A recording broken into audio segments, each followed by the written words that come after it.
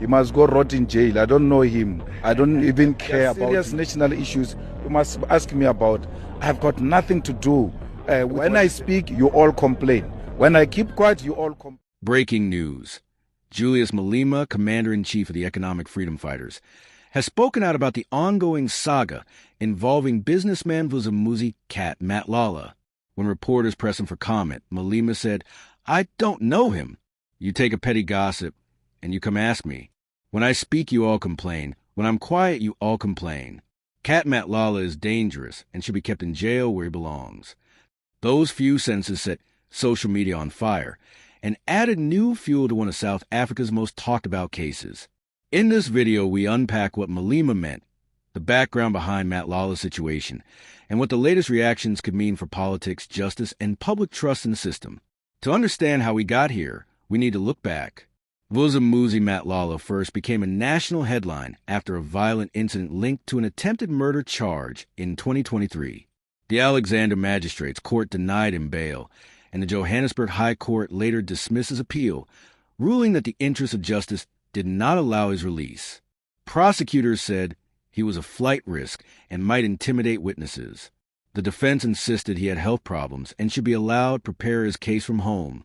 The High Court sided with the prosecution, and Matlala remains in custody awaiting trial. Malema's comment landed right after that ruling.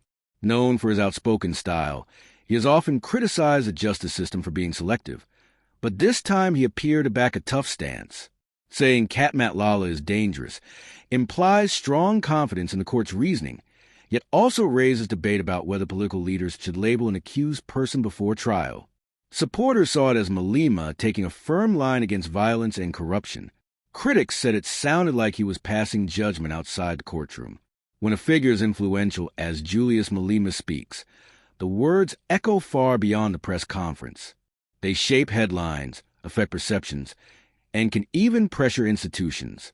In a country where many people already question whether the rich and powerful get special treatment, his statement will likely resonate with those demanding accountability. But legal experts warn that comments like these must not influence judicial independence.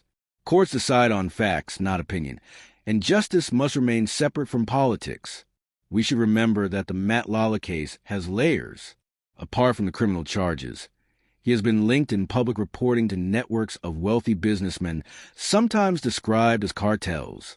Investigators have looked at money laundering suspicions and cross-border dealings. None of that has been proven in court yet, but it adds weight to why judges worry about risk of flight. Malema's description of Matlala as dangerous might reflect those fears more than direct personal knowledge. Reactions to Malema's remark came quickly. Some in the EFF defended him, saying he was simply speaking truth to protect society from those who use power for harm. Others in the opposition warned that such language could set a precedent for political interference in ongoing trials. Journalists debated whether his phrasing was careless or calculated. Legal commentators reminded viewers that every accused person is still presumed innocent until proven guilty. That balance between political speech and fair trial rights sits at the heart of the story. It helps to understand how the bail system works. South African law allows judges to deny bail if releasing the accused could endanger the public, allow tamper with evidence, or cause the accused to flee. The phrase interest of justice covers all those factors. In Matlala's case, the court concluded those interests outweighed personal hardship. Malema's approval of that outcome aligns him, at least temporarily, with the judiciary's cautious approach. That is unusual for a politician, often critical of the courts, which is why his quote drew so much attention. We should take a calm view and not rush to simple answers. This is a complex matter with many moving parts. There are legal documents, witness statements, police reports, digital records, and financial papers that will all be examined. Experts in law will study the timeline of events and whether proper procedures were followed. Investigators must prove clear chains of evidence for each charge. For the public, it can be tempting to believe the simplest explanation, but the truth often requires patient work and verified proof. The justice system is designed to test competing stories, and that testing takes time. Consider the human side as well. People accused of crimes are still human beings with families who face stress and humiliation while detained. Victims and their loved ones also suffer and need protection. Judges must weigh both sides while staying within the law. That task is never easy. It explains why courts move slowly and cautiously. The words of public figures, the tone of journalists, and the rush of social media all influence feelings about fairness and safety. But feelings should never replace facts. The next steps are predictable. The state will strengthen its case, possibly adding new evidence, while Matlala's defense explores fresh appeals. Each claim will be tested under oath.